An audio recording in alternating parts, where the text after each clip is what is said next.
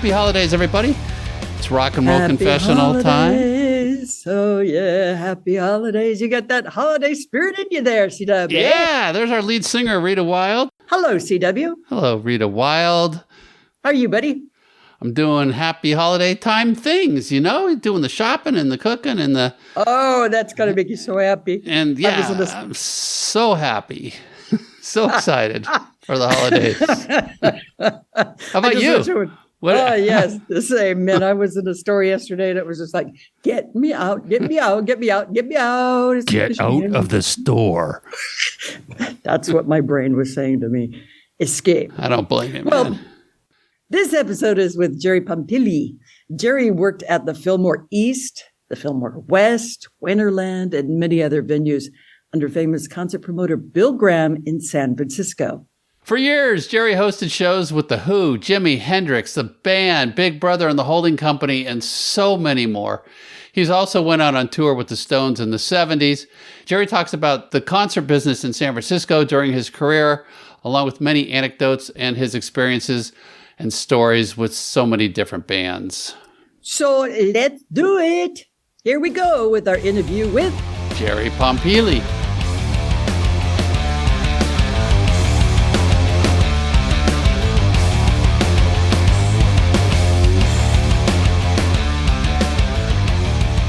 Hi, Jerry. I'm CW. Thank you so much for doing this. And over there is Rita Wild.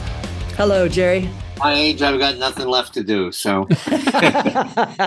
We just kind of want to shoot the shit with you and talk about your career, how important San Francisco was and what you did. And I know that, you want to kind of keep away from the gossipy part. If there's anything you're uncomfortable talking about. Well, I'm not uncomfortable talking about things. They're just things that I'm embarrassed to talk about, and I won't talk about things that I'm ashamed of. Believe me, they don't say sex, drugs, and rock and roll for nothing, So there's a few things out there we're all ashamed of. But I have a good excuse. My excuse is, well, it was New Year's Eve, and it seemed like a good idea at the time. It's January 7th. Seems like a good idea at the time. June, July. Now, I came out of New York. I didn't come out of San Francisco originally. So. Right. You were at the Fillmore East is where you started? I was at the Anderson Theater before the Fillmore East. Okay. And the whole crew from the Fillmore East was at the Anderson Theater. Chip Monk, John Morris, Joshua, and the Light Show. They were all there. And boy, talk about a shithole. It was. But hey, that's where great rock and roll comes out of. It comes out of shitholes, Exactly. Practices in their garage or in their basement and then expects to play the Palace, You got to go through a few shitholes first. What were you doing at that shithole in the East Coast, Jerry? Well, let's start the story at the beginning. I had a friend by the name of Tony Leck, a Polish Jew out of Brooklyn, who owned a bar in the West Village close to where I lived. And I started hanging out there. And it was a weird kind of place to hang. I hung out there because it had a pool table. Not that I was any good at pool, but, kind of thing. And Tony bought this bar, which in the 30s and 40s was a famous sports bar. All the baseball players and stuff used to come down and hang out there and stuff. And that's where they hung out and drink. It was on 7th Avenue, just south of Sheridan Square. And Tony he wanted to make money in the bar business. He knew that gay bars were a place to make money, but he didn't like being around gay men for whatever reason, So he hired 2 gay women to tend bar in this place, hoping that would bring in a crowd. And it brought in a crowd, and it was a strange crowd. But there was a weird law in New York at the time, which was women couldn't work as bartenders after midnight. Mm. They could work as waitresses and do serving and whatever, but they couldn't work as bartenders. So Tony asked me if I'd tend bar, since we got to be friendly, hanging out there from midnight till 4 a.m, which was really strange because I don't know anything about bartending, but it was mostly shots and beers anyway, so it wasn't a big deal. Anyway, Tony was approached by, I think it was his cousin, this guy Neil Lewison, and his friend Sandy Pearlman. You may have heard of Sandy Pearlman. Manager, Blue Oyster Cult, right? music business, record company manager. They were putting on shows out at Stony Brook on Long Island. And they were doing some good shows out there. And they had this idea about doing some stuff in New York. And they found this little theater, the Emerson Theater, had held about 1,700 people. And they could get it real cheap. But they needed some seed money.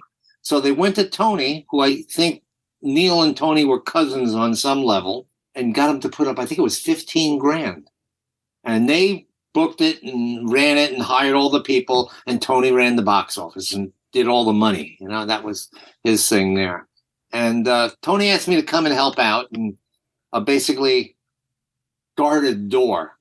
That was my first job, guarding a door from the inside. You know, so, you know, crowds and, you know, rip the doors open from the outside and rush in and whatever like that. That job lasted a week, and then I became the house. I had gotten out of the Army a few years earlier, so I had this whole concept of how things should be organized. You learn that kind of stuff in the Army, organization. It's called chain of command. Everything should be done chain of command. And I was there when Tony Leck had this meeting. It's in the Bill Graham book with Bill Graham at this restaurant in the Village, the Tin Angel. And Bill came in, and Tony didn't really understand what Bill was saying. Bill had already moved on the Village Theater to make it the Fillmore East. And he had seen what had gone on at the Anderson and was impressed with the way the whole thing was run. And he was offering Tony a chance to come in with him. But Tony didn't understand that and basically said, he went off the deep end. Yeah. Who the fuck are you coming into my town? You know, be my partner, you go fuck yourself, get out of here, go back to the West Coast, blah, blah, blah. This kind of thing. And Bill, like I said, first time I meet him, didn't yell, didn't say anything, just quietly picked up he had all his legal pads and stuff and said, I'm sorry, you know, and whatever. And he walked out, and I turned to Tony and I said, I think he just made a big mistake. I don't know. Yeah. And sure enough, within like the next month, Bill opened the Fillmore East. The entire tech crew, the light show, everyone jumped to the Fillmore because they knew who Bill Graham was, you know, because he had the reputation coming out of San Francisco. He'd been doing shows there for 2 or 3 years already. This was like early 1968. Tony being my friend, I hung with him. I stayed with him until the opening night of the Fillmore East. When I found out on that night that Tony had printed up a couple of thousand counterfeit tickets to Bill's opening. Mm-hmm. Big Brother show at Fillmore East. And to me, that was kind of crossing the line. And I said, you know, I can't be part of this. And I left. And a little while later, I got a job as an usher at the Fillmore East. Knew everybody, you know, they got a job as an usher. It was weird. Everyone would wear these orange jumpsuits, really ugly kind of stuff. And at one point during the summer, they fired the house manager. I think it had something, I forget his name. Nice guy. Had something to do with discrepancies in the concession stand money, whatever. I don't think he was stealing anything. I just think it was, you know. So they started having meetings about what to do to get a new house manager. And Kip Cohen, who was the director, who came out of, you know, Broadway and that world, wanted to go get someone up there. And Bill Graham said, no. One of your ushers has been running the place since we fired the other guy. And Bill didn't remember me from the meeting with Tony. And he just didn't even know my name. He just said, him. So all of a sudden, I went from getting $5 a show to becoming the house manager at the Fillmore East. Wow. The first thing I did was get rid of the orange jumpsuits. And they're purple now. Went up to Paragon Sportswear and got these Kelly green and gold football jerseys and printed, you know, lettering on them, actual lettering, not printed on, but actual lettering. I think it was sewn on or glued on or something. It said Fillmore East on one side and had a number on the back. I think the original number were either 0 or 1. I didn't do different numbers, and they were only like $10 each. And It started the whole kind of T-shirt thing because bands would come there and play, and they wanted the shirts, and these were my staff shirts, you know. So we ended up, you know, downgrading to cheaper shirts along the way, you know, until it became just a T-shirt with, you know, silkscreen printing and stuff on it. But I learned a lot at the Fillmore East. But, and I set it up so that it kind of ran itself. You know, it was like I was a house manager and I had 3 subordinates. one each on each side of the orchestra and one upstairs.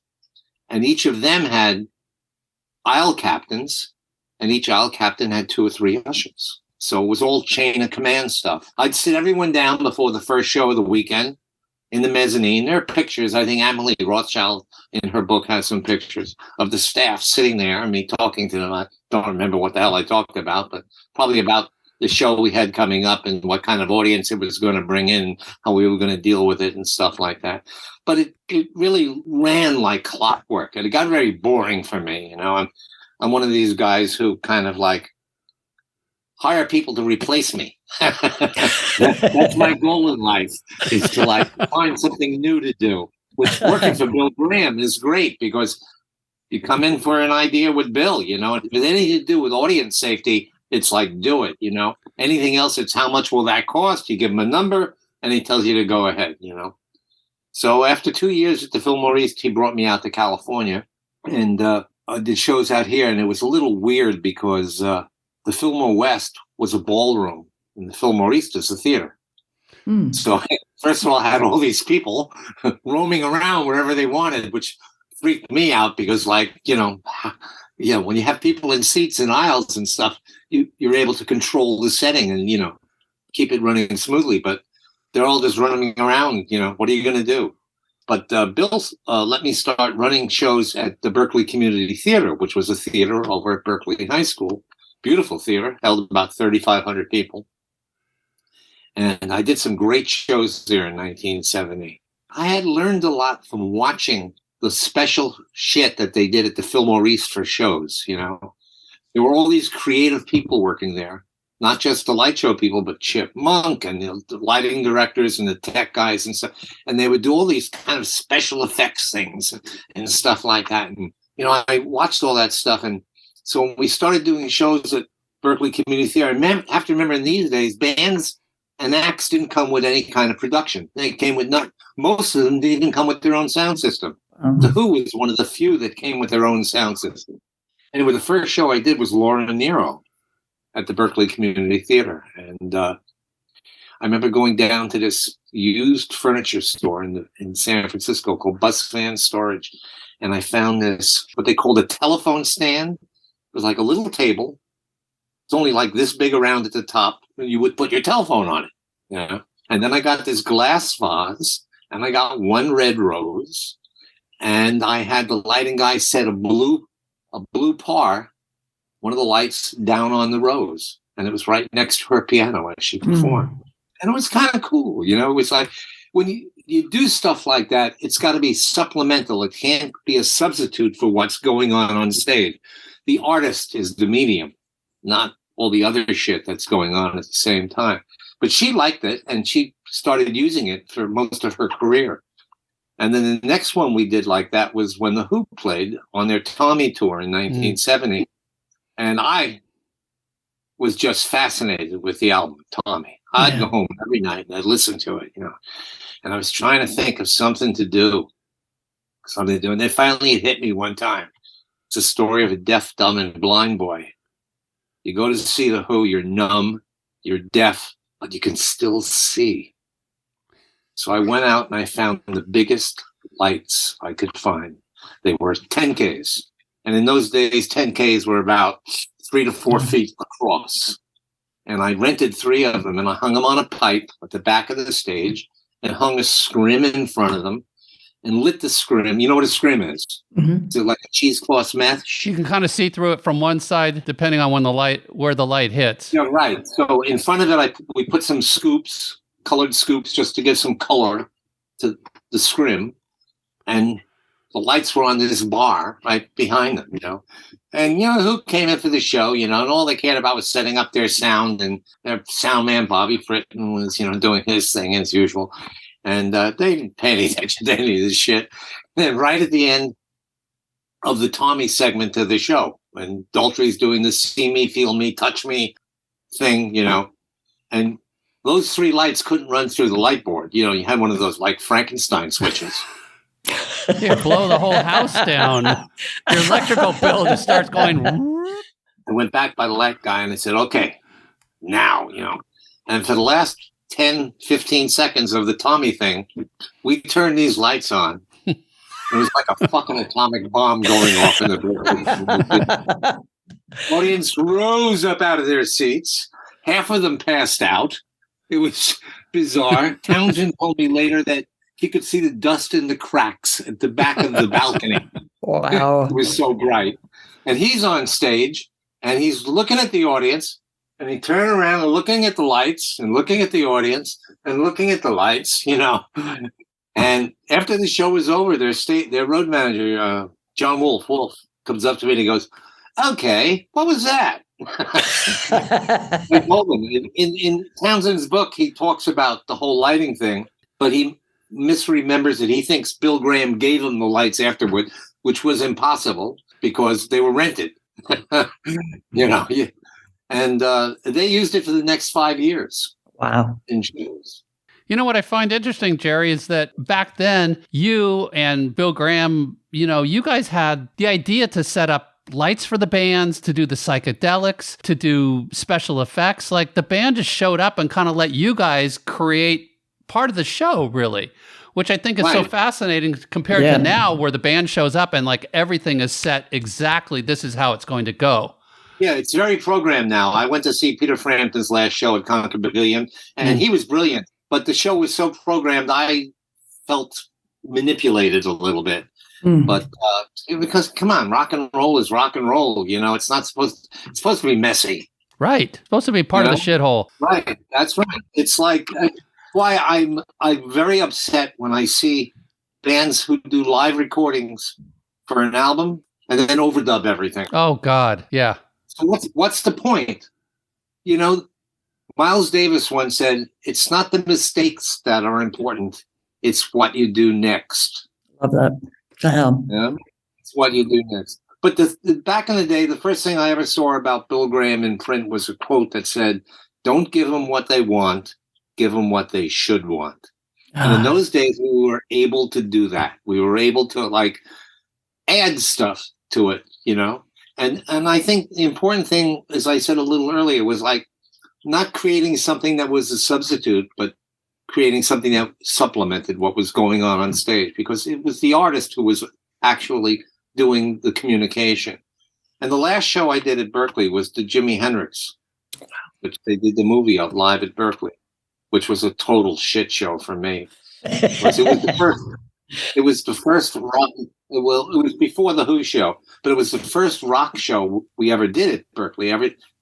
Before that, it was James Taylor, the Pentangle, or Nero, softer stuff, Loggins and Messina. So for Hendrix, I tripled the security to 3.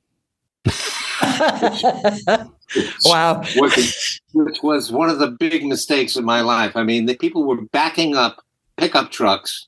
Remember, this is a high school. To the doors, the exit doors, and ripping them off the hinges. It was like a shit show inside. And it was like crazy. It was totally out of control. But I had come up with this idea. One of the guys that worked with me in the office had these paintings that he had acquired. I forgot who did them. And they were headshots, and they were like 6 foot or 8 foot by 8 foot. And it was like Jimi Hendrix, Paul McCartney, John Lennon. I forget who else. There were 4 of them. And I figured, let me take the Hendrix one. Maybe we could do something with it, So we took it to the show, and we hung it on the pipe, put the scrim in front of it kind of thing, and set it with the bottom about, 6-7 feet off the deck. And as I'm hanging it, I'm looking at it, and I'm going, oh, shit, this is kind of like bubblegummy. And I told the lighting guy, I said, okay, we're not going to use this unless I specifically give you the word, So all hell breaks loose during the show, right? It's crazy. The place is filled with smoke, wine bottles. I totally lost control of the crowd, It was like totally nuts. Hendrix is on stage setting something on fire, whatever. And I'm back by the lighting guy. I said, okay, slowly bring up the painting through the scrim, shine the light on it, So it came through the scrim. We only left it out there for 5 or 6 seconds, not very long at all. You don't see it in the movie. For some reason, they never caught it in the movie. But to this day, when I run into someone who was at that show, I asked him, I said, so do you remember anything special effects happening in this show? He said, no. It's just, oh, it's great. Hendrix, I said, did you see a giant Jimi Hendrix head? And they all go, whoa. Yeah, but I thought, I was tripping. Just the drugs. They all thought they imagined it. It is the perfect special effects, Anyway, I got bored again and left after 1970. It's just so amazing that the concert business, as we know it today, was kind of set up as you guys kind of built the framework for everything that we know now. Because before any sort of authority came, not authority, but management style, any sort of common sense, people could barge the doors. I mean, they could just run in, not pay. Bands really didn't have a set start time sometimes. It's like they went on whenever they wanted to, right? Not at Bill Graham shows. Oh, really? Bill Graham was like, okay, you go on at this time? Oh, that's great to know. Yeah. If we started late, it's because we chose to start late. No, the band got there on time. They did a sound check, They knew who they were playing for. And it worked out. So I spent 1971 in Europe with the Stones, and then came back in September of that year to San Francisco. And I was down in the south of France while they were recording oh my God, yeah. Exile. The crazy days. Tell me about it. No, don't recognize the reference. I say it was like being a character in a Jean-Luc Godard movie. Okay. Yeah. It was very surrealistic. I remember a couple of concerts I went to. I lived most of my life in Southern California, and the thing that I missed out on the most was that San Francisco vibe. And if there was anything that I could do in my life, go back to, it would be that era, the late 60s, early 70s in San Francisco. I think a lot of that is kind of romanticized now. It was before I got here. A lot of that stuff, I didn't get out here till mid-December 1969, which was like a week after the Altamont thing. Oh, that's when I got out here. But I'll tell you something I learned when I did the 71 English tour with the Stones, which was like, in their minds, it's one of the best tours they ever did. They did 2 weeks touring around England, doing 2 shows a night for $10 a head, which was high for that time. And in the biggest venue they played held 2,000 people. Most of them were close to 12 to 1,500. And I got hooked up into the show. I thought I was being hired as a roadie. So I get on the train, the night train to, I think it was Manchester or Newcastle, the first show was. And we get there and I go with the crew. And the whole tour was in one 24-foot bobtail. Sound, lights, band equipment, everything. And we set up everything and stuff. And everyone's going back to the hotel to clean up, get ready for the show. And Joe Bergman, who ran the Stones office at the time, says to me, "Oh, Chip Monk told me," because Chip Monk was involved in this thing too, that you did all this stuff with Bill Graham, And I said, yeah. She says, "Well, we need you to go meet with the chief of police for the band to come into town." And I said, okay. So my experience working with police in America had never gone well, because their idea of dealing at a rock and roll concert was to take the tax squad, set them up across the street, have them do nothing, wait for the shit to hit the fan, and then throw tear gas at it. And beat everybody. I mean, that was their modus operandi, That's how they dealt with everything. So I go to see the chief of police. I think it was Manchester? I think so. And I said, "So they're coming in by train. Where's the best place to pick them up at the train station?" He says, "Oh, no. We're stopping the train a mile down the track at this siding. You can pick them up there. There'll be no one around." I said, "Oh, that's a good idea." Right. Okay. So from there, what's the best route to take to get them to the hotel? He said, "Oh, it's easy. All the side streets will be barricaded off. You'll be the only vehicle on the road." Wow. I'm sitting there going, what? I'm with you. Okay. That makes my job easy. So the following year, when I'm back in San Francisco and the Stones are doing the 72 tour, the STP tour, they're playing Winterland, 2 shows at Winterland. And the police department had just assigned a new policeman to be our liaison guy, the sergeant, Stan Damus. Great guy. And Stan comes up to me and says, so what do we have to do not to have any problems here? And I looked at him and I said, well, might as well give it a shot. I said, Stan, we have to barricade off every street, 1 block in every direction around Winterland, so no one even gets close to the building without a ticket. And he goes, okay. And that's what we did. Oh, my God. Wow. We had absolutely no problems at the Stone Show. None. Wow. Anyway. That's really forward thinking. I mean, considering how things are done today. Everything that was done, lighting, ticketing, posters, the T-shirts. I mean, that stuff hadn't been done before. And you guys created this whole thing that still rings true today. Even more so, I think bands rely on merchandising for their majority of their money. Oh, yeah. Well, I remember I was there at the birth of actual modern merchandising. Like I said, we did that Fillmore East shirt, but we never sold anything. That wasn't part of our stuff like that. Bill had done the posters, and they had a store where they sold them for like $1 a piece, even ones that are worth a lot more now. Anyway, I was doing a show in early to mid 70s at Winterland. It's running Winterland, and the guy who managed the building was a guy, Dave Ferrano, still a friend of mine to this day. He managed the building for the owner, and his brother Del worked in the concessions. So I'm settling up. I forget what band it was. I'm settling up in the box office with this band, and the guy says to me, what's that guy at the concessions? He's got those T-shirts. It's got a picture of my band on it. What is that? What is that? And I go, what? I didn't know anything about this. I said, show me. We walk out, and there's Del. And he's got these shirts. And they got the band's, whatever the band was, their picture on it. That's all. I don't know if it said anything or anything. I said, Del, what's with the shirts with the band's picture on? And he says, oh, we're doing some market research. And me and the manager of the band both go, oh, okay, market research. We turn around and walk away, No one had any kind of concept that this was a thing. God, by the end of the year, Del was printing up shirts in the basement, and working with, he'd worked contracted stuff out with the Dead and, anyone else who would buy into it. And that was the start of Winterland Productions, which turned into a whole big thing. Yeah, which was kind of the merchandising for so many of the shows and so many of the bands that came into town and actually went on tour, didn't they? Yeah, they would go out with the bands and stuff like that. In the end, I mean, I was never a part of that part of it, so.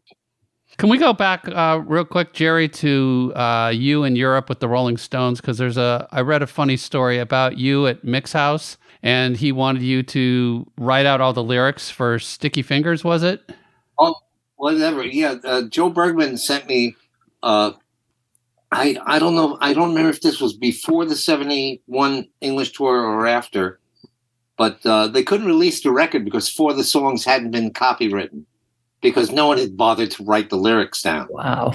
So I went over to Mick's apartment on Cheney Walk in Chelsea, and you had the acetates and you had to drop a needle on it. And I remember the 4 songs. It was Brown Sugar Bitch, Can't You Hear Me Knocking, and Moonlight Mile. And, well, Moonlight Mile is easy. That was easy. I got the whole thing on that. But the other 3, it was like, I barely got half of it, because you try and listen to what Jagger's saying, and it's impossible, And once I got a half of it, and he sat down, and he was able to fill in the blanks. So we did have a dispute about one line, and Can't You Hear Me Knocking, about flat feet.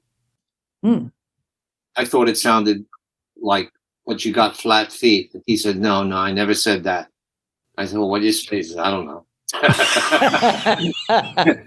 I'm not sure. I haven't looked at the lyrics lately, but I think they ended up going, but you got flat feet or something.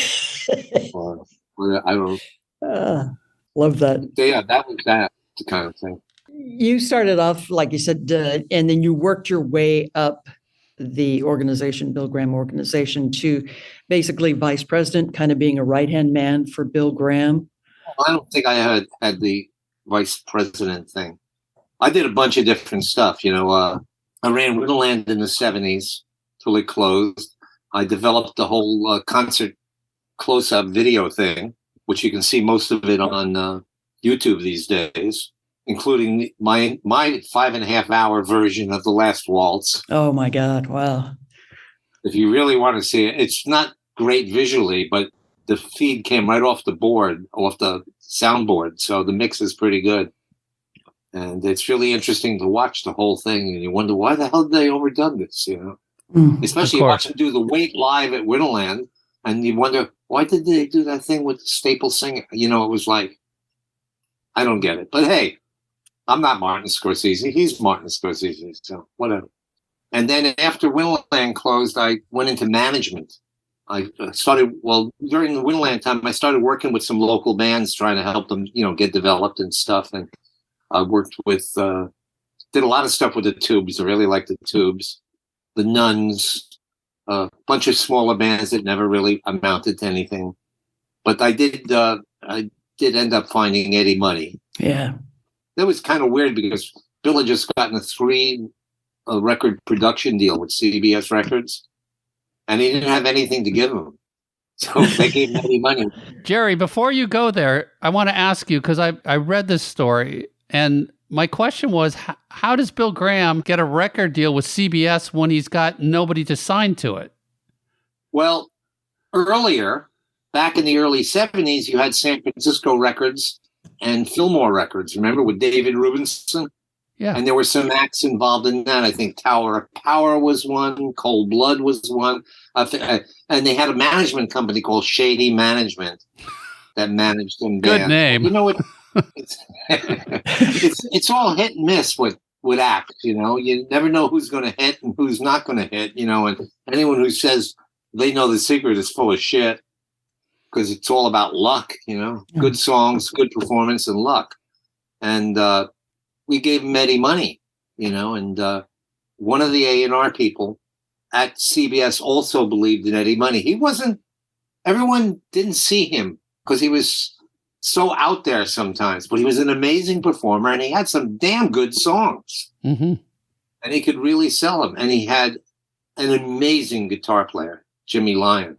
Want to Be a Rock and Roll Star. What a great song from that debut album. You know, I just played that to death, and it was like, I was just starting to get in college. And, you know, I remember singing the back of that album cover and reading everything on it, and, you know, Bill Graham records. Yeah, but you listen to the guitar parts on 2 Tickets to Paradise. Oh, and it's like, it's unpredictable. Yeah. And it's just amazing the way Jimmy plays those guitar parts, you know. But he only lasted 2 or 3 albums with Eddie, you know. They had a falling out. Eddie was hard to work with.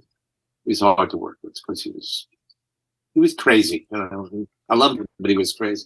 We worked with Eddie several times, you know, with various things at KLOS. You know, we would do the morning show, and I think one time we had him playing at the Orange Plaza for the Thanksgiving parade. And yeah, but Eddie kind of like took care of everything on his own, right? You couldn't tell him anything. Did he ever pull his "Let me buy you a drink" number on you? No. What was that? Let me buy you a drink. Oh, wait, you got $20? I'll pay you back later.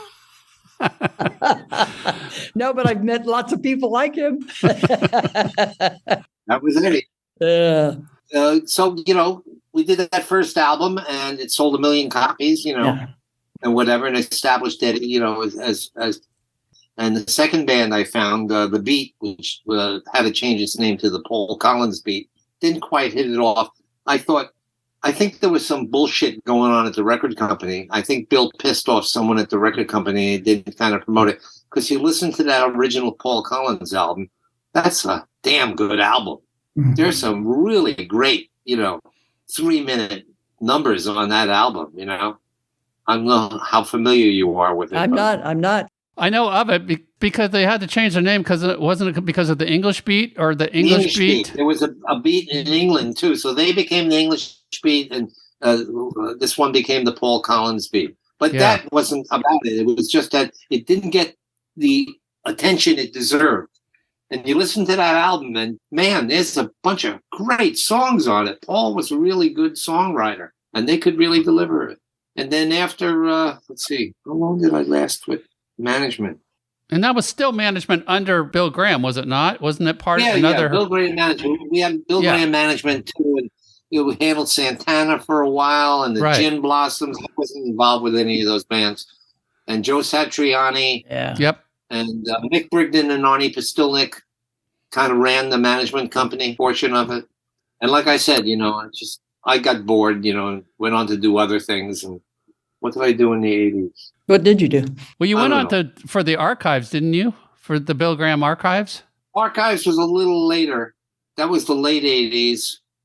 I think I became the IT guy at one point, set up the whole computer systems and stuff. I just thought it was interesting to do, Someone had given me, my first wife had given me a Mac Plus for Christmas one year, which I thought was really nice. You hit the switch and it turns on. And I didn't know what the hell to do with it, but, it seemed easy enough. And then when I started doing the archives, I figured, all this information, I had everything from all of Bill's warehouses all over San Francisco brought into the office. We had this big office on Fifth Street, and the whole back end of it, about 10,000 square feet, was empty. We hadn't filled it yet. And so I took everything in there and sorted it all out. And I figured, okay, so what we got to do is get this onto a computer somehow. I'm not going to sit here and write out all this stuff, right? So I went to the office manager who had a computer, a PC. And I told him what I want to do. He says, oh, what you need is DBase. I said, so show me. So we sit down at his computer, and 10 minutes so later, it's fucking thing is still starting up. And I looked at him and said, you got to be kidding. I said, you got to be kidding. I mean, I go home and I turn on my little Mac and it goes boom and it's on, and you start doing whatever you want to do. So I found this store that handled Mac software, and there was a program called Claris. And this was the precursor to FileMaker before Apple even bought it. And it was totally intuitive. I mean, a moron could have run this thing. So I put everything into that. Wow. So for those people that don't know, I believe that basically the archives were completely sold when the company was sold, and it became Wolfgang's Vault, After which means they sold it to the guy that runs Wolfgang's Vault.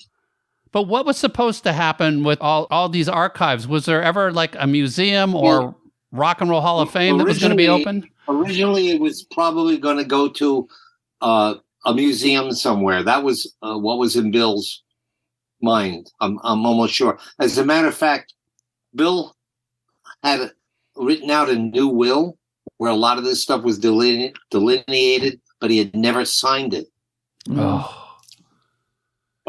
But that's what it was all, because you go to the band and say, can we tape you? What for? And, it's for the archives. Will probably end up being in a museum somewhere. Everyone would go. It's like the T-shirts. Yeah, okay, sure. But at least it's all up on YouTube now. You can watch any of it, all the shows. I was going to say that so many of those live shows were recorded and are now for sale, which I thought was very interesting that, however, Bill Graham agreed to this with the record companies, because the record companies, I don't think, are getting a cut, and probably, honestly, the bands aren't. But if you go to Wolfgang's Vault, you can buy. I think there are lawsuits involved between the record companies and trademark infringement and stuff like that with Wolfgang's Vault, but we never sold anything. That was all archive at the time. Now it's for sale. Right. It was just being saved, for posterity. I mean, on some level, there was no thought about selling it, Yeah. Another thing I did, I handled a lot of the trademark and copyright stuff for the company. And, like the poster copyrights and the trademarks and stuff like that for Fillmore and Bill Graham Presents and stuff like that. And I worked out a deal with all the artists, that would do posters and stuff. And basically it was, I had one of our lawyers draw up an agreement, and the first agreement was like 17 pages. And I said, no. And finally, the final agreement was 1 page. Wow. And basically what it said was, we own the copyright. If we ever do anything to monetize it, you get half. Oh, well, that's fair. Yeah. Right. That was it. But to get your half out of Wolfgang's Vault, you got to have a lawyer. Yeah, exactly. What was the last concert that you went to personally? The last concert I went to personally, I think it was Frampton at Concord. Okay. Yeah, you'd mentioned that. Yeah, because I'm on the live album, Frampton Comes Alive. Right. And you're on several live albums introducing bands and Well, so yeah, forth. but that's the biggest one. And, D. Anthony, Peter's manager, wanted Bill to overdub the intro. Bill said no. Good. What do you think about current day concerts? I mean, especially current day concerts, like especially right now, the big thing going on with many of the fans is Ticketmaster and Live Nation. And it's like this demand, if you want to get tickets, you try to get it and then it sells and it bots over the place. And then all of a sudden somebody resells that same ticket for, like $600,000, $700,000, $800,000. We tried to do a thing to make scalping illegal back before Bill died. And through one of our lawyers, Bill Coblentz, who was very connected politically, got Willie Brown involved. Mm-hmm. And he sent us to this guy in the state Senate, right-wing conservative guy. I forget his name, but he's a good guy. And it took a little going, but he got it passed through the Senate. Had to cut some deals and stuff like that. And then it was sent to the Assembly, right? Which was Willie Brown's area. Mm-hmm. And Willie Brown gave it to a guy, the representative from Gardena, where the biggest ticket scalpers were. Yeah. I mean, he literally fucked us on it. Occasionally I run into him, I remind them of that. But we wanted to make scalping illegal, reselling illegal. It's so hard to get tickets into the hands of people for a decent price, And we started doing that thing where you bought a ticket, you had to show up night of the show with ID and go immediately into the venue. Yeah. Right? I don't know if people still do that, but you can't do that in 20 to 50,000 seats. No, you got to do small halls. I know Springsteen, I think, did it for a couple. I think the Stones did it when they played the Wiltern down here many years ago. Yeah. Well, we ran the Wiltern. Oh, was that part of Bill Graham? It was for a while. Yeah, back in the day. Okay. Great venue. Beautiful venue. Yeah, nice venue. Yeah. I've been there a couple of times. I only go to small places like the Sweetwater and Mill Valley occasionally. I don't go out much at night to shows. I'm not good audience. What happened to Terrapin Station? I do the audience. I'm not good audience. Terrapin, they lost their lease, I run into Les once in a while. I wanted to ask him if he had fun. The key to the whole thing is having fun. I think he did. I haven't seen him lately. You know about that, Rita? It's a small club in San Rafael that Phil Lesh, was he the primary owner? Yeah, it was all his. It was all his baby. So did I. Jerry, did you ever get starstruck? Starstruck. Like you just can't wait to see this band and meet them and say hi and like, oh my God, this is it. Let's face it, I worked with the Stones, Right. It was like, you know what it's like going out with Mick Jagger at night? No, I haven't worked with the Stones, Jerry. It's kind of bizarre. Yeah. But he's really good at kind of disguising himself. Puts the collar up, puts the hat on. Yeah. He did that on the last tour. Yeah, like he was like drinking a little pub He's in really Nashville. good, at getting around that kind of way. I mean, I enjoyed working for those guys. They were okay. They were good guys. Every time I run into Mick somewhere these days, which I haven't done for a while, I always take it for granted he's not going to remember me. So I reintroduce myself, and he always says the same thing. He goes, "I know." What was it like working with Keith? Because in the early 70s, God, I worked his wedding, for God's sakes. Oh my God! Oh, do tell. There's a bunch of pictures of me from that video and stills, and that was a weird time. Dealing with Led Zeppelin's manager, Peter Grant. Did you ever have to do it? I never really dealt with him personally. We had that big incident. I had met John Paul Jones in New York before Led Zeppelin came to the States. And through some mutual friends. And nice guy, John Paul. Really nice guy. So the first time they played at the Fillmore East, I never really went backstage. But I went back to say hello. And I walked into their dressing room. And in their dressing room was the typical Fillmore East thing. There was cold cuts and bread and sandwiches and beer and soda and stuff like that. And they were just amazed that this was in the dressing room. Because when you go around in venues in England, backstage, there's a bar and you have to buy everything. Wow. And here they were getting it for free. Of course, the next time they came, they had like a 20-page writer. Yeah. They learned real quick. Peter Grant was a strange guy. I'll tell you an interesting story. So the incident at the Zeppelin show, A Day on the Green, when Grant and one of his staff guys beat up one of our guys, Jim Mitsorkis. The second guy in the room was an American by the name of John Bindon. And he was a part-time actor, part-time gangster in London. I mean, a real gangster. He was a fucking criminal, right? And, I mean, they really hurt Mitsorkis. They really hurt him badly. It was bad, you know. Made Bill sign a paper saying he wouldn't press charges, or they wouldn't play the second show. Of course, he signed the paper and then had them arrested anyway, because, you know, it wasn't a valid thing. Anyway, years later, in 81 or 82, I was doing the Stones tour, and I'm talking one night with Keith Richards' security guy, Joe Sebra. Really sweet guy. But to look at him, you didn't want to be in a dark room with Joe Sebra. He had a big scar down one side of his face, one of those faces that never smiled, right? Owned the bar up in the East End in London, you know. We got talking one night, and the whole Zeppelin thing came up. I forget how it came up. And I said to him, John Bindon, whatever happened to John Bindon? And he looks at me and he goes, he died.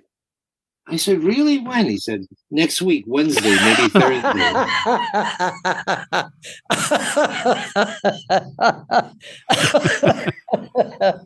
love it. That's, you know, you're talking to people who you have to show some kind of respect for, you know?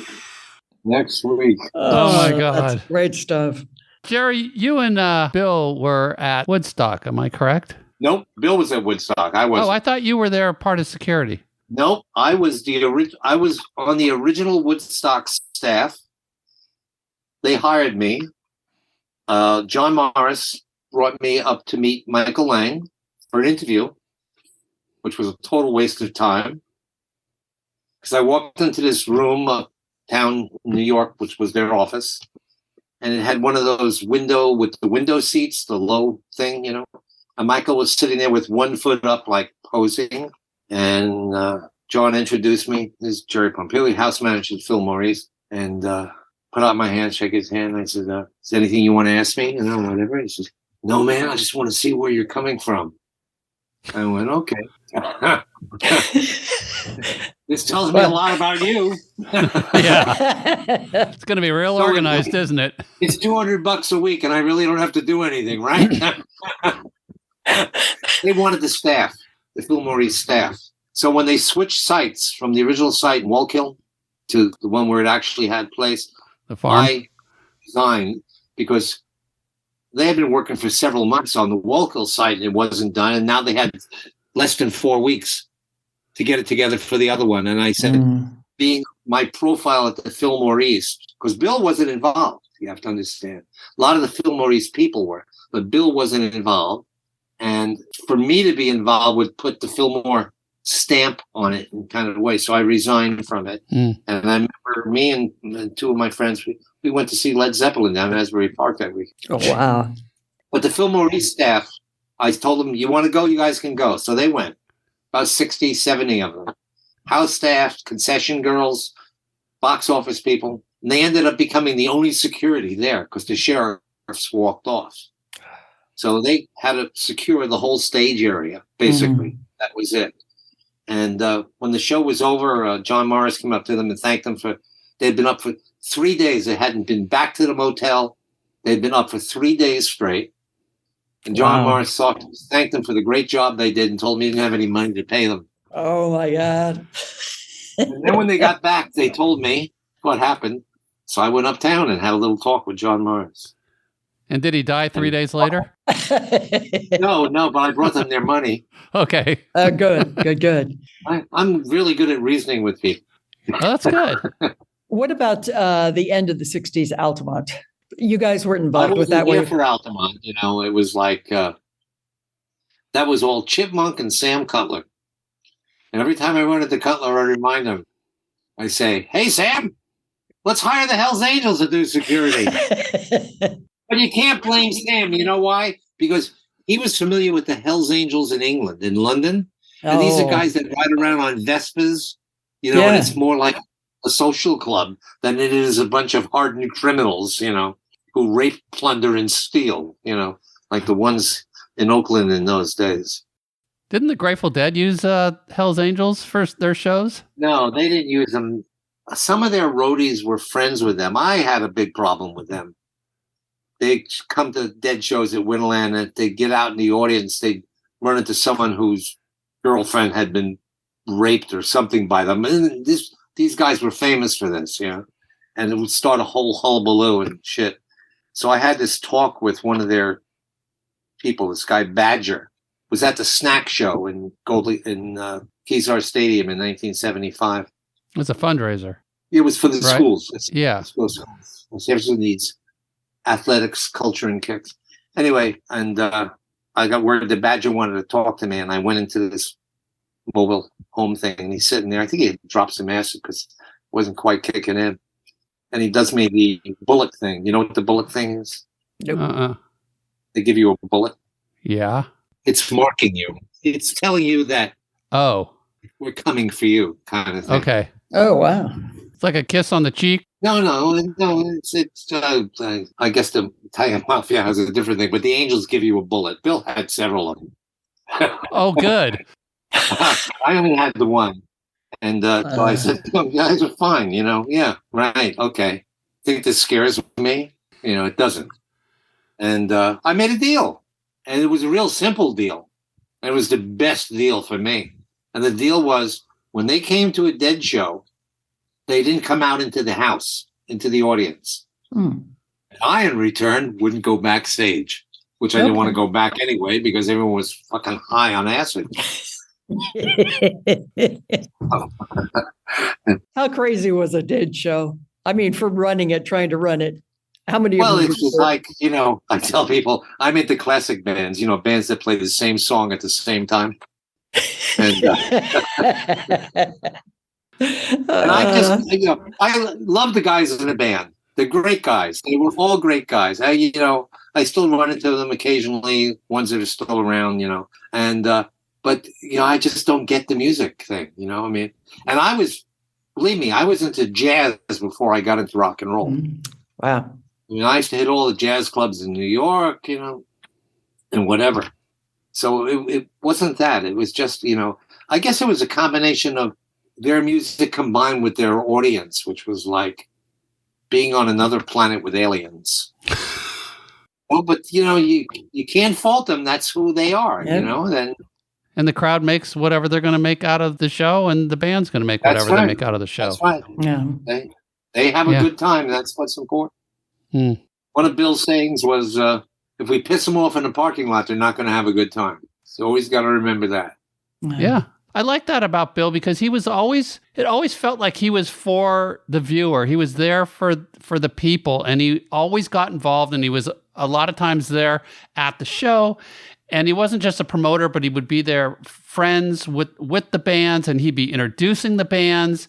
And, I remember going to Day on the Green shows it was Peter Frampton, Fleetwood Mac, Gary Wright, and UFO. Oh, I remember that show. I remember they're like, if you have drugs that you want tested, you can bring them down to this tent. And, he made a culture and he made a city out of some of these bigger shows. And we had 2 full ORs at the back of Oakland Stadium. 2 what? Operating rooms. Oh. 2 full operating rooms staffed by the Haight-Ashbury Medical Clinic. That's great. I mean, that's so forward thinking.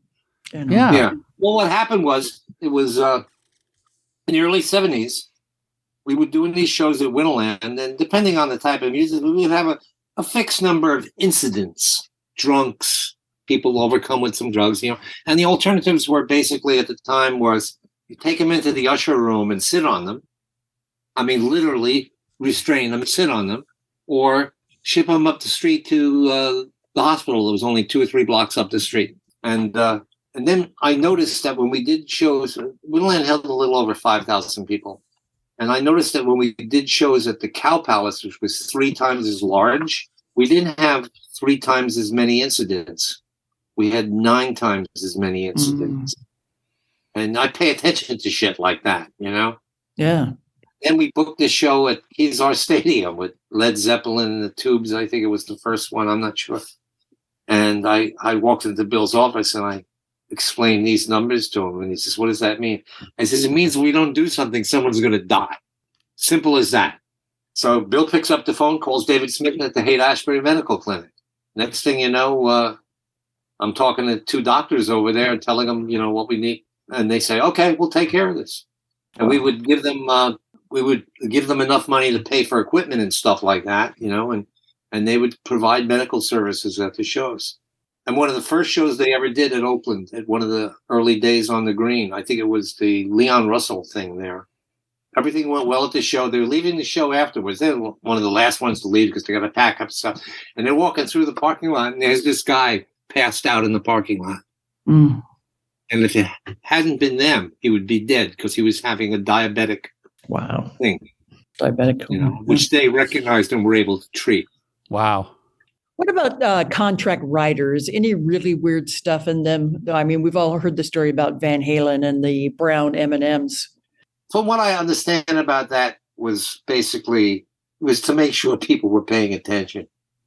If it was reasonable, we did it. You know, if it wasn't reasonable, we told you want this, you can pay for it. You know, everything's negotiable. Yeah. Sure. What was your favorite show that you got to attend or be a part of? Okay. I didn't spend a lot of time watching shows because I was working. Right. Mm-hmm. So the one show I watched the whole thing was The Last Waltz. Mm-hmm. And the reason I watched the whole thing was I was videotaping it because I was pissed at The Last Waltz management people and Scorsese's people. Because when we first started doing video at Winterland, not knowing what we were doing, we would put cameras everywhere and see what they looked like afterwards on the tapes, and it didn't come through. And then I remember, I guess it was one of the first Saturday Night Lives. It was Simon and Garfunkel.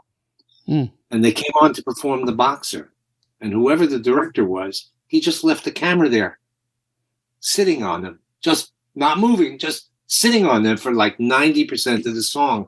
And I said, wow, that's it. You know, it's all about being the audience. So I built these 2, we call them boats. They were about 1.5 feet off the ground, pointed in the front, open in the back, hammer and an operator.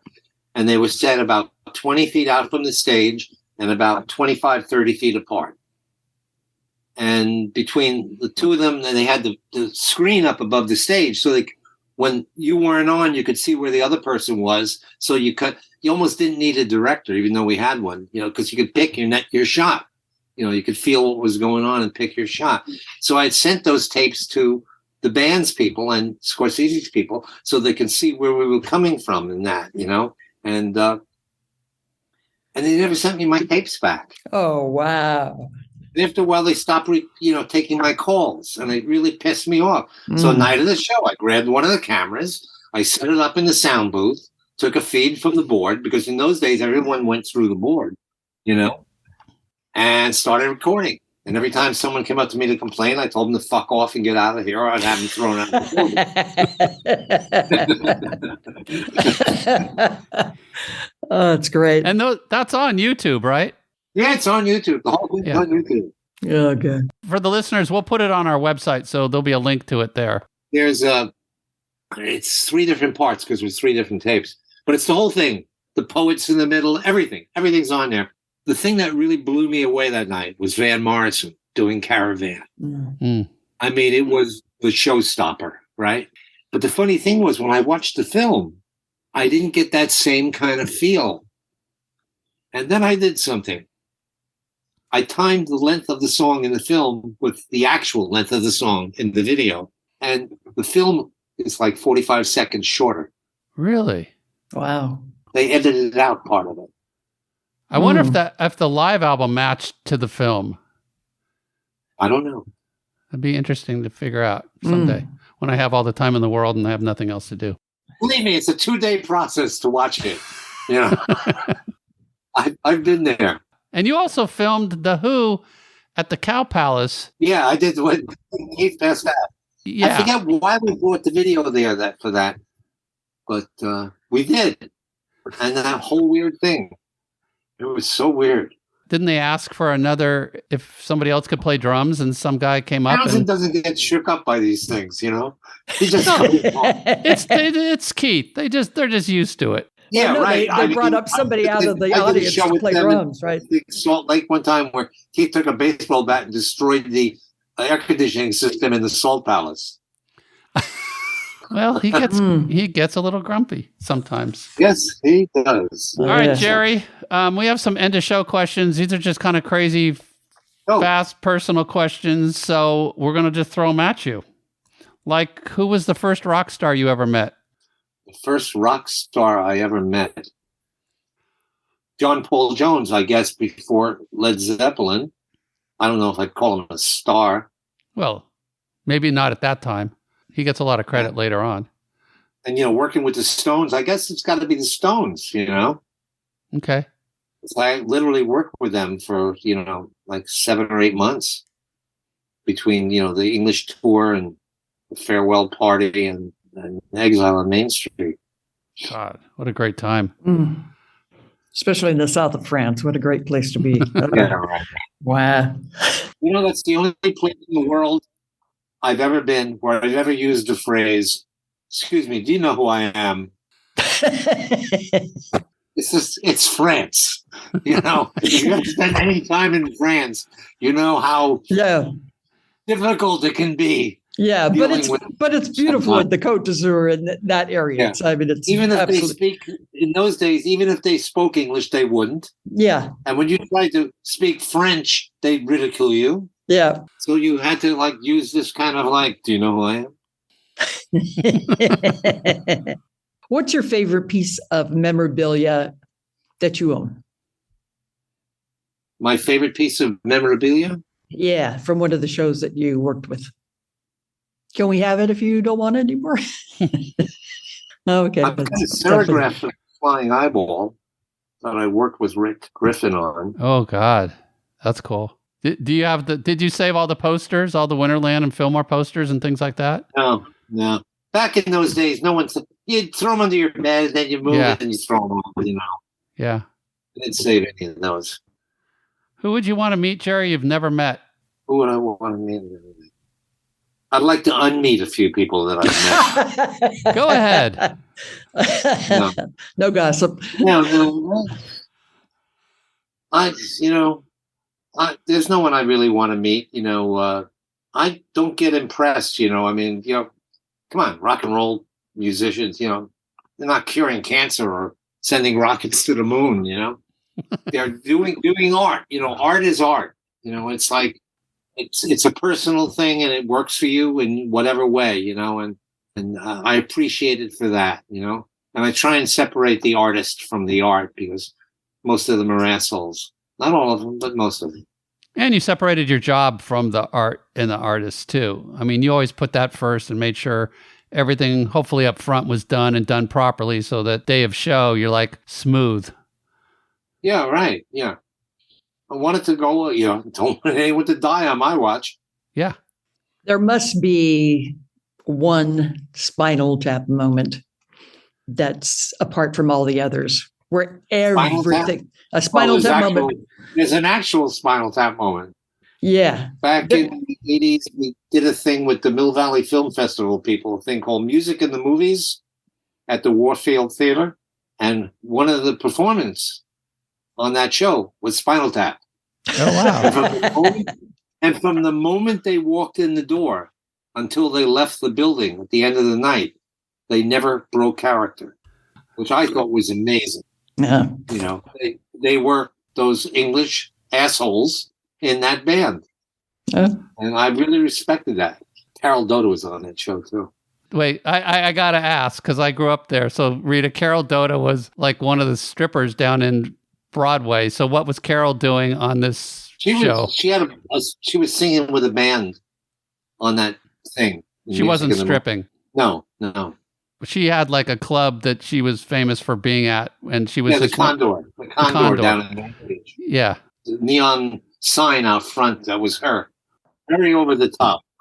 Jerry, if you were making a documentary film, what would it be on? Huh. And don't say The Last Waltz, because that's already been done twice. Yeah. Yeah, but not his version of it. Yeah. No. What would it be done on? I think it would be done on the cultural influence of art in that period and how it kind of shaped who we are. You know, there's some old footage from the NBC affiliate here from the Fillmore back before the Summer of Love, right?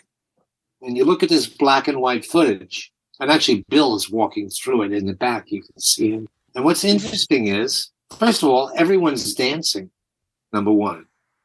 Number two is all the girls are in dresses and all the boys are in like shirts and ties and slacks, you know, a little long hair here and there, not much. And I always thought it was amazing that what caused people to stop interacting and to sit down there and just watch. And you know something? That came back at one point. People don't realize it came back, but it came back with punk. People started interacting again, reacting to the music, you know? But they don't do that anymore. We all just sit there. I don't know. It's like the British shows that all wait till the end of the song to be perfectly done and complete, and then they all clap. Those early shows. And here you see people in the U.S. are just like going crazy the whole time. I don't know. It is what it is. Yeah. Not for me to say, you know? I'm just another observer in this great ship. What are you most proud of, you know, in the field of music, concerts and stuff like that? My proudest moment is working with Bill. You know, it was like we had a good rapport. I looked upon him he was only 10 years older than me. I looked upon him as a father figure. And I think the biggest disappointment in our relationship was one time I told him I didn't want to end up being him.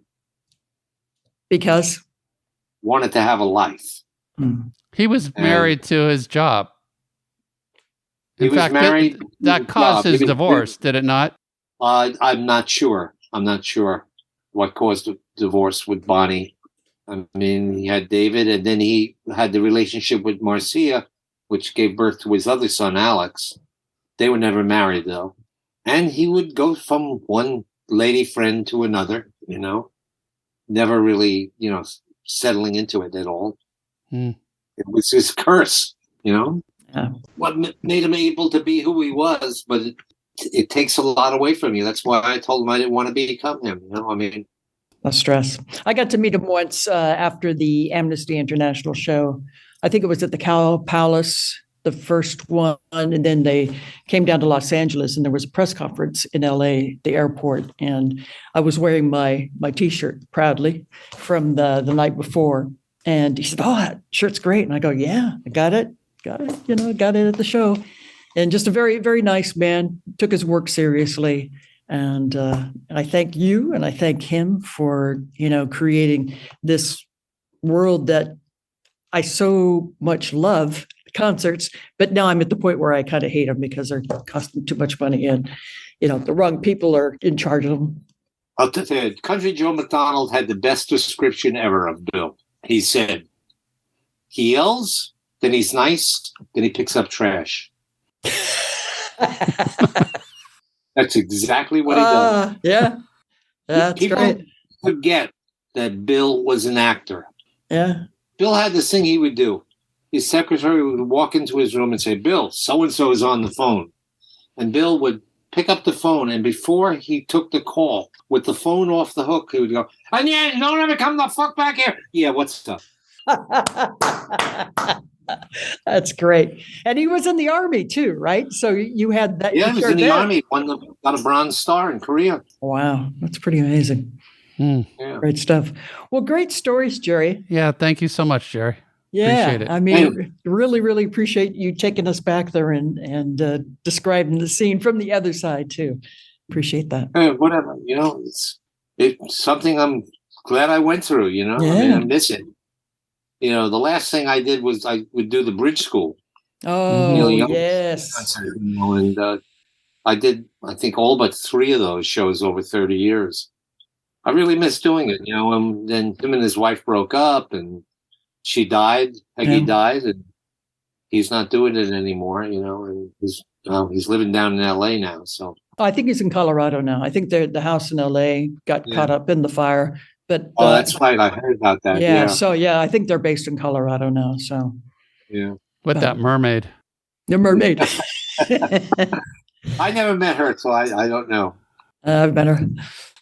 All right, Jerry. Would you be able to email me a picture of you that we can put on our website and social media? Picture of me, God. This is my favorite picture. Are you arrested? Okay, what was it? I can't. It's like a arrest warrant or just your booking photo. It's a mugshot. Yeah, from Salt Lake City in 1974. What'd was you that do? from Keith Moon blowing out the Salt Palace? No, this is Emerson Lake and Palmer. Oh, really? What'd you get arrested for? The actual charge was lewd and lascivious behavior in public. Though it was nothing like that. It was. We were doing a show. We got there the day earlier. We went up to Snowbird for dinner. We drank a little wine. We came back. We're staying at the Hilton right across the street from the Salt Palace. And it's like 2:00 in the morning. There's 5 of us. And the physical fitness facility is open. So someone says, hey, let's go take a sauna.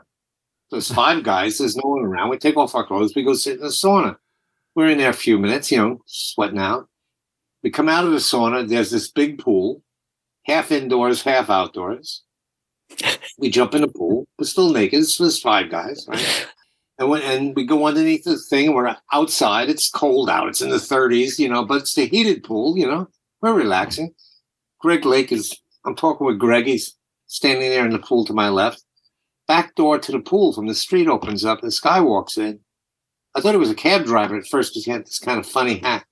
Then I realized he's talking into a walkie-talkie and he's got a gun on his hip. Oh, my gosh. I turned to Greg and I say, okay, slowly get out of the pool and start putting on your clothes. He said, why? I said, because they're going to put our picture on the front page of the paper. I want to be dressed. We start to get out of the pool. The guy pulls his gun, says, where are you going? Stay where you are. I looked at it and I said, it's obvious we're not armed. Well.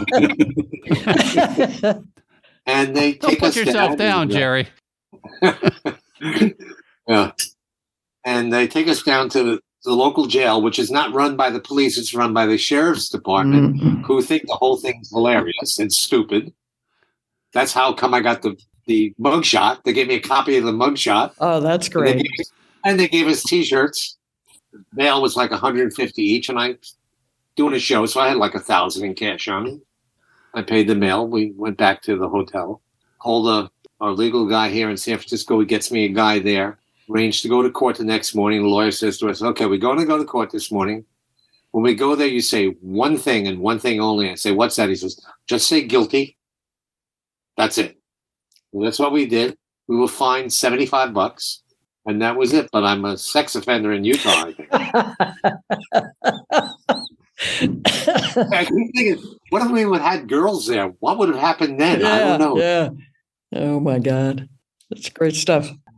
Wow. This was in the days where you couldn't, they didn't have bars, like real bars. Anyway. Oh. Pictures. Okay, I'll find a picture. Okay, you can send me the mugshot because now that you've explained it, I can rationalize why that's the chosen one. But okay. whatever you can Emerson send me Lake would be great. Palmer, because they were so rowdy on the road from what we always heard. Thank you so much. Happy holidays to guys. you. Appreciate it. Thank you. Take care, guys. So that interview brought back a lot of memories, especially since I grew up in the Bay Area and went to so many different shows at the Fillmore, especially the Day on the Greens, which I think a lot of people knew is kind of one of the big concerts of the summer in the Bay Area. Yeah, that's definitely what I missed out on going into the San Francisco scene and the Days on the Green. I missed every one of those. I did get to go to Cow Palace, and I saw U2 there. They were part of the 1986 tour for Amnesty International. Oh, It was just great. It was phenomenal. It was absolutely Is that with phenomenal. Sting? Sting was there. Peter Gabriel. That's right. Oh my God. That was a great show. I saw it in LA. Yeah. Awesome show. Yeah. So thank you, Jerry Pompili, for your time. Thank you, I Jerry. know Jerry's retired now. He's not on a lot of social media. So he's just chilling, enjoying the later years. And we appreciate the time with him. Also, thank you to Elliot Kendall, who kind of brought up the idea in his when we interviewed Elliot, and Jeff Burkhart, who got us in contact with Jerry. So thank you, gentlemen, very much. If you want a great read about Bill Graham and the rock promoter business, you can pick up the book Bill Graham Presents at Amazon. It's an older book, but Amazon carries a softcover. And also check out our show notes on our website at rockandrollconfessional.rocks. There you can find links to some of the subjects talked about in today's show, including the Last Waltz video that Jerry recorded, the Who video where Keith Moon passes out and they have to find somebody in the audience to play the rest of the show. And they did. Yeah, and they did. And also Jerry's mugshot from when he was hanging out with Emerson, Lake and Palmer. So go to our website and check that out. You know, he worked with the Stones. You'd expect that kind of shot from the Stones. But no, this was Emerson, Lake and Palmer. So please support the podcast by subscribing wherever you can, writing a review, and follow and comment on Instagram and Facebook. CW does an excellent job with all the daily notes and stuff like that, reminders of this day in history. So I appreciate that. A lot of people do. Yeah, thanks, Rita Wild. So that's it for this show. We got some more shows coming up at the beginning of the year. So keep hanging tight, keep subscribing, and keep on rocking and rolling. We'll see you soon. Happy holidays. Happy New Year. Here goes our lead singer. Hit it. You're a mean one, Mr. Grinch. There you go. Okay, everybody. Nah. Take care. I don't know. Is that good? Oh, no, that was beautiful. All on the perfect key. You better not. That was my cat singing. Okay. I'm going to leave that in. You know that, right? You're a bastard. You're a mean one. CW West. Thank you. Bye. We are